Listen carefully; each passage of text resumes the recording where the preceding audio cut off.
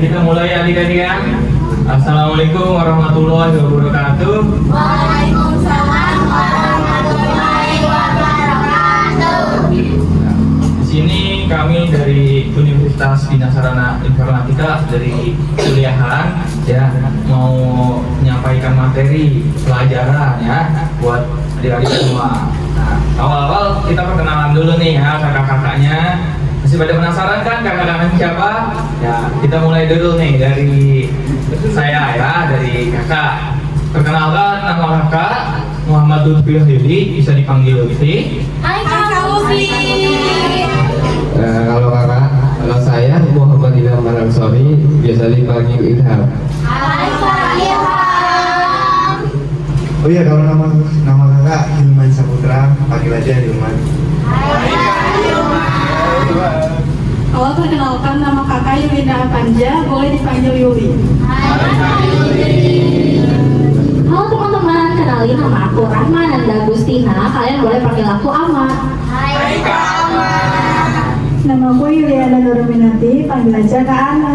Hai Kak Ana.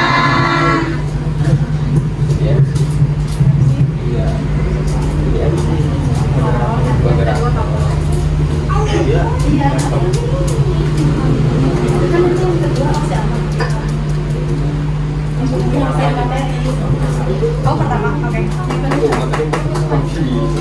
Berarti yang kedua, Mak.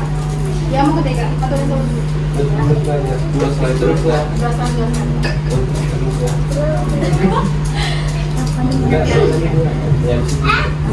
Ulang ya. Kita mulai ya, adik-adik semua. Oke Kak. Assalamualaikum warahmatullahi wabarakatuh. Waalaikumsalam warahmatullahi wabarakatuh. Oke, di sini kakak dan teman-teman kakak itu akan menyampaikan materi. Apa sih itu materinya? Materinya itu yaitu yang berjudul Membangun Kesadaran Hukum dan Hak Asasi Manusia untuk Anak. Nah, sebelumnya itu kakak mau tanya dulu deh. Apa sih itu hak sama kewajiban? Mungkin kalian di sekolah udah pernah tahu nih, apa sih itu hak sama kewajiban? Coba sekarang kakak tanya, siapa yang tahu apa itu hak? Boleh sebutin. Kakak hak itu ini loh. Gitu. Apa coba? Hak itu apa deh? Ada yang tahu gak? Sebutin aja kalau sama Cung. Iya. Ayo. Coba kita coba ya. Ada tulisannya tadi. Apa sih itu hak? Apa coba? Contoh nih, contoh hak itu uang jajan. Iya. Ya. Contoh lainnya coba. Oke. Oke, mungkin kakak jabarin dulu aja kali pengertiannya. Nanti kalian coba kasih contohnya, oke? Nah, hak itu adalah sesuatu yang dimiliki oleh seseorang. Contohnya tuh, kayak misalnya kita itu punya hak untuk pendidikan, kita punya hak buat sekolah. Terus, contoh yang kedua adalah hak untuk mendapatkan perlindungan. Kayak misalnya, kalian misal di sekolah itu ada perundungan nih, ya kan? Nah, abis itu kalian itu punya hak. Apa sih itu haknya? Nah, kalian itu haknya dilindungi. Kalian melapor ke guru. Ibu, saya dirundung. Ibu, saya dibully. Kayak gitu ya. Atau juga hak itu kayak kalian mendapatkan uang jajan. Nah, ini kakak kasih contoh deh. Kalau misalnya kakak uang jajannya misalnya 2.000, terus Kak Lutfi uang jajannya 5.000. Misal kita adik kakak nih ya. Misal kakak adiknya, terus Kak Lutfi itu kakaknya. Nah, kakak itu dikasih uang jajan itu 2.000, sedangkan Kak Lutfi dikasihnya itu 5.000. Nah, itu adil atau enggak? Adil nggak Kak Lutfi? Enggak? Enggak. Ulangi ya. Oke. Kakak dikasih uang jajan itu 2.000, sedangkan kakaknya Kak Yuli, Kak Lutfi itu dikasih uang jajan 5.000. Itu adil atau enggak? Enggak? Oke, kakak mau tanya deh ke semuanya. Adil ada sama?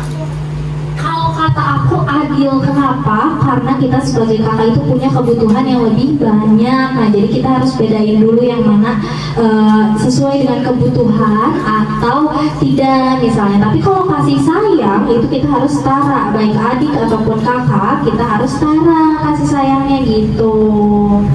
Oke, udah betul ya. Jadi kalau misalnya yang tadi itu adil ya, karena kenapa? Karena sesuai dengan kebutuhannya masing-masing. Nggak mungkin kakak yang kelas, misalnya kakak yang kelas 2 SD dengan Kalti yang kelas 1 SMP, itu uang jajannya disamain. Oke? Nah, jadinya itu termasuk ke dalam adil. Nah, yang nggak adil itu ketika Kalti dapat kasih sayangnya yang besar nih sama mama, sedangkan kakak nggak disayang. Nah, itu baru yang namanya nggak adil. Oke? Coba kakak mau tanya deh, kalian bisa kasih satu contoh gak ke kakak? Apa itu hak?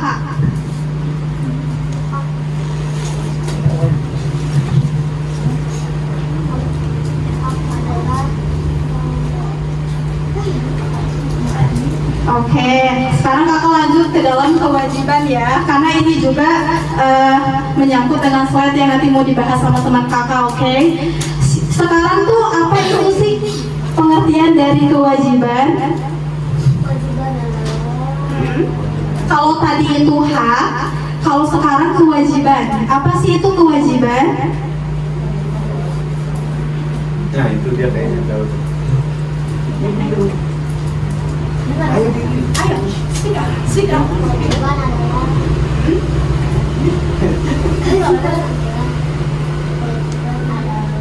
Yang harus.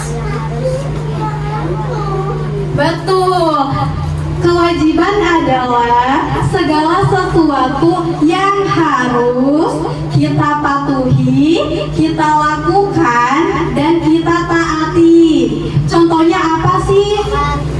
Sholat, menjalankan sholat, kayak gitu. Terus juga menaati peraturan sekolah, itu juga termasuk ke dalam kewajiban. Terus juga kayak misalnya kewajiban buat saling tolong menolong, itu juga masuknya ke dalam kewajiban. Oke, mungkin itu saja yang bisa kakak jabarin. Selanjutnya mungkin ada teman kakak yang akan melanjutin materinya. Kita panggil dong Kak Lutfi. 1, 2, 3. Kak Lutfi.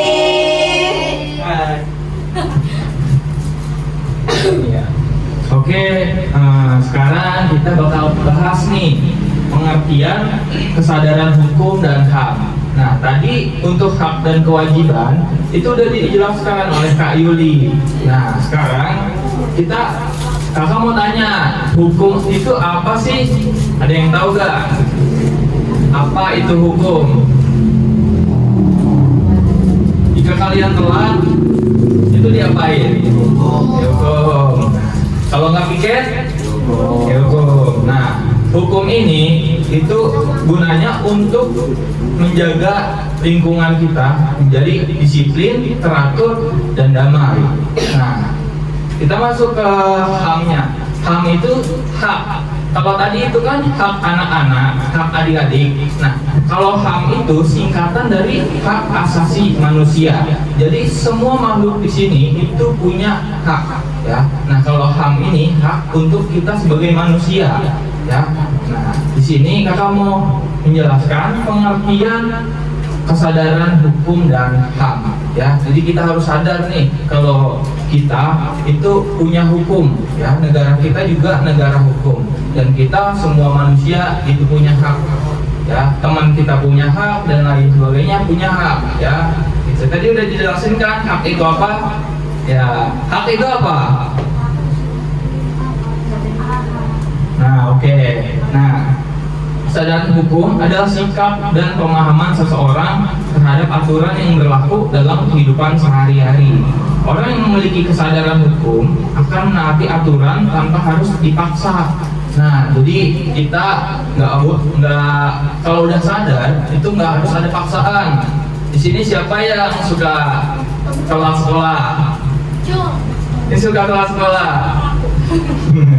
Gak apa-apa, bagus. Itu artinya jujur. Ya, kalau telat dihukumnya apa kalau sekarang? Tiket. Nggak ada yang lain. Ya, jadi disiplin itu harus dilakukan dengan kesadaran. Maka itu kakak-kakak di sini menegaskan kita harus sadar terhadap hak dan kewajiban kita, ya, itu agar lingkungan kita menjadi teratur, nyaman dan juga disiplin, ya. Nah, apa aja sih hak anak? Ya, sebenarnya tadi udah dijelasin nih sama Kak Yuli ya. Nah, di sini ada 5. Nah, di sini yang pertama hak untuk hidup dan tumbuh kembang, ya. Mulai dari makanannya, sekolahnya, ya. Itu biar kita bertumbuh, ya. Gitu. Yang kedua, hak memperoleh pendidikan yang layak, ya. Gitu. Di sini yang suka ngerjain PR siapa? Ya, banyak. Oke, ya. Dari pendidikan itu itu adalah hak kita. Jadi jangan pernah kalian bolos sekolah, ya. Nggak ada kan di sini yang suka bolos sekolah. Nah, itu sama aja kalian nolak uang jajan kalian. Gitu, udah disekolahin ya, udah dibayar. Itu harus masuk, harus belajar sungguh-sungguh, ya. Nanti ada deh di sini kenapa kalian harus belajar sungguh-sungguh, nanti dijelasin. Oke, ya. Terus yang ketiga, tuh, hak mendapatkan perlindungan dari kekerasan. Seperti yang tadi, ya, sepertinya udah hampir semua dijelaskan oleh Kak Yuli. Saya hanya menjelaskan lagi, ya, adik-adik. Nah, kalau misalkan kalian dirundung nih, dibully, itu kalian harus bilang, ya. Apa kalian dibilang biasanya siapa yang ngebully? Habis itu dia bilang cupu karena ngadu ke gurunya, nggak ada kan? Nah, itu nggak ada ya. Tuh. Jadi kita harus ngadu, ya, karena itu untuk keuntungan kita sendiri. Emang ada yang mau dibully? Nggak ada, ya kan? Siapa yang mau tadi? Nggak ada kan? Nggak ada, ya. Nah, yang keempat itu hak bermain dan istirahat. Nah, banyak banget nih yang haknya itu nggak suka diambil. Ya, kadang maunya main terus. Siapa di sini yang nggak suka tidur siang? Nggak ada kan? Kalau disuruh tidur siang, nggak mau, aku maunya main Roblox, main apa gitu kan? Ya. Ya. Nah, terus ada juga hak bermain kita sebagai anak, ya. Juga butuh waktu bermain, tapi mainnya nggak boleh banyak-banyak, ya. Gitu. Nah, untuk yang kelima ini hak memperoleh pelayanan kesehatan, gitu. Nah, di sini yang suka ke puskesmas siapa aja? Banyak ya, atau ke rumah sakit yang mewah gitu, yang puskesmas lah ya. Ya. Nah, di negara kita untungnya udah ada BPJS, jadi kita kalau mau mendapatkan pelayanan kesehatan udah gratis, ya. Gitu, mau dapat obat gratis, kalian mau tes kesehatan kemarin kakak tes kesehatan gratis, ya gitu. Nah.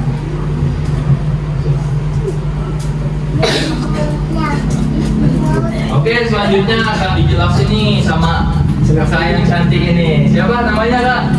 Panggil dong, Kak Ama. 1, 2, 3.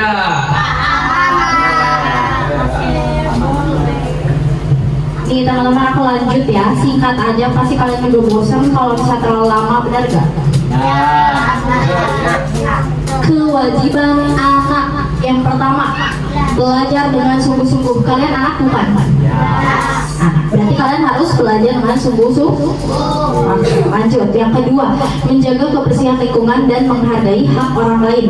Nih, sampah mana ya? Aku lihat sampah nggak? Nah, buang ya nanti ya. Nah itu adalah suatu kewajiban kalau misalnya kita sebagai anak nih, kita harus menjaga lingkungan kita agar tetap bersih. Terus juga kita harus menghargai hak orang lain, dimana misalnya nih teman kita itu haknya itu tadi apa, mendapatkan perlindungan dari kekerasan. Jangan sampai kita kekerasan juga ke teman kita, karena dia udah punya hak kalau misalnya dia itu dilindungi dari yang namanya kekerasan. Yang ketiga yaitu menghormati orang tua dan guru. Pasti kalian dari kecil udah dikasih tahu kalau kalian itu harus menghargai yang namanya orang tua atau guru. Gak boleh semena-mena, harus sopan santun. Kalau misalnya kita ketemu sama yang lebih tua, kita harus salim atau kita mengucapkan salam atau kita setidaknya senyum. Kan kalian tahu juga kalau senyum itu adalah sebagian dari ibadah. Next dong Kak, lanjut. Oke, selanjutnya nih apa pentingnya menaati peraturan? Siapa yang mau baca slide ini? Baca ya slide-nya. Teratur dibuat untuk menciptakan ketertiban, keamanan dan kenyamanan dalam kehidupan bersama. Anak perlu memahami bahwa menaati peraturan bukan sekadar kewajiban tetapi juga bentuk tanggung jawab sebagai anggota masyarakat. Contohnya, tidak melakukan perundungan, menjaga kebersihan lingkungan. Terima kasih banyak Cantik. Oke, terima kasih ya sudah baca nih. Berarti apa, peraturan dibuat itu bukan untuk kita menciptakan ketertiban, keamanan, kenyamanan saja, tetapi juga kita harus menaatinya. Contohnya seperti tidak melakukan perundungan dan menjaga kebersihan lingkungan. Tadi udah kita sebutin kalau misalnya kewajiban itu ada ini. Oke, udah paham ya? Oke, kakak next siapa yang menjelaskan?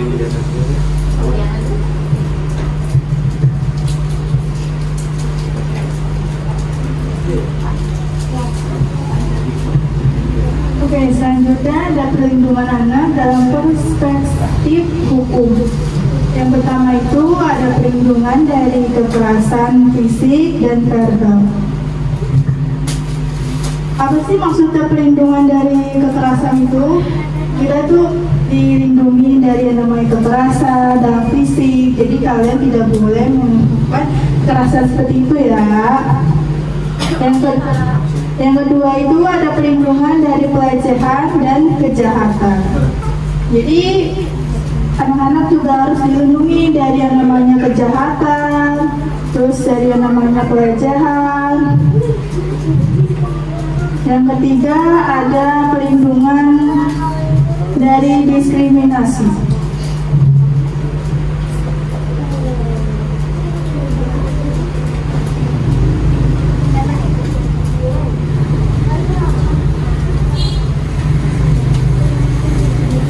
Yang keempat, perlindungan dari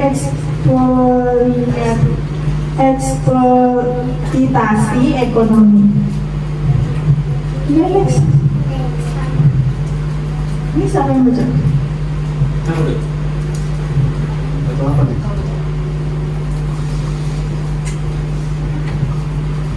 Oke teman-teman, kembali ke materi upaya membangun kesadaran hukum dan HAM pada anak.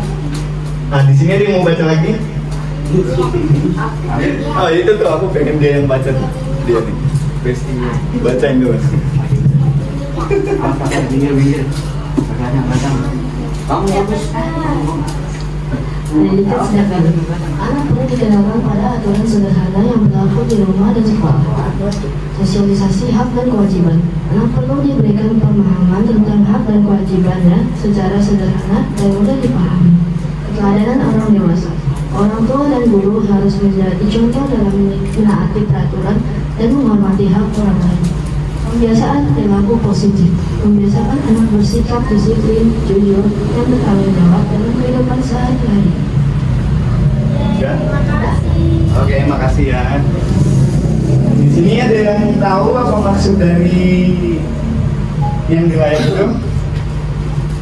Nah, teman-teman, Setelah kita belajar hari ini, kita jadi tahu bahwa setiap anak memiliki hak yang harus dihormati dan juga kewajiban yang harus dilakukan.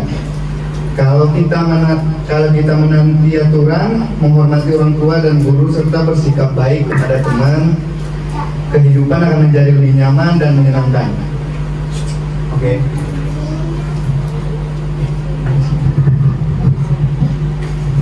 Oke, kesimpulannya, kesadaran hukum dan hak asasi manusia merupakan hal yang penting untuk ditanamkan kepada anak sejak dini. Anak perlu memahami bahwa mereka memiliki hak yang harus dihormati dan dipenuhi, sekaligus hukum dan HAM dapat membantu anak menaati aturan, menghormati hak orang lain, serta melindungi diri dari berbagai untuk pelanggaran. Kesadaran hukum dan HAM dapat berkembang sehingga anak tumbuh menjadi generasi yang bertanggung jawab, disiplin dan menghargai nilai-nilai kemanusiaan. Nah, di sini kalau semisal ada teman yang jatuh di depan kalian, reaksi kalian akan gimana? Tertawa atau dibantuin? Tawa. Pasti. Bantuin. Baru gimana? Jujur banget ya. Nah, kalau di sini ada yang suka ngebully nggak? Nah, Baik. Saya. ngebully itu nggak boleh ya teman-teman. Boleh. Abang yang itu jangan diikutin. Oke. Ada yang mau bertanya di kesimpulan ini? Kayaknya dia mau bertanya. Iya. Ya, nah. Nangis kan? Ya udah. Apa? Saran. Nah, jadi syaratnya yaitu orang tua perlu memberikan pendidikan hukum dan HAM sejak dini kepada anak sekolah. Hendaknya menyelenggarakan kegiatan edukatif yang berkaitan dengan hak dan kewajiban anak. Masyarakat harus menciptakan lingkungan yang aman dan mendukung perlindungan anak. Anak perlu dibimbing untuk memahami pentingnya menaati aturan dan menghormati hak orang lain. Oke, akhirnya selesai. Tepuk tangan buat kita.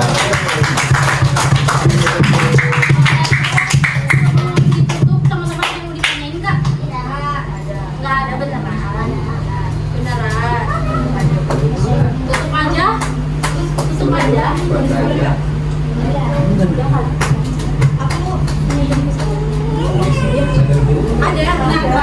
Ada 3 Nih, Om punya tulis nih. Om bisa jawab dapat hadiah ya. Nih udah keluar lagi reward. Udah siap ini. Mungkin itu saja yang bisa kakak dan teman-teman kakak sampaikan. Kurang dan lebihnya mohon maaf. Wassalamualaikum warahmatullahi wabarakatuh. Ayo matur.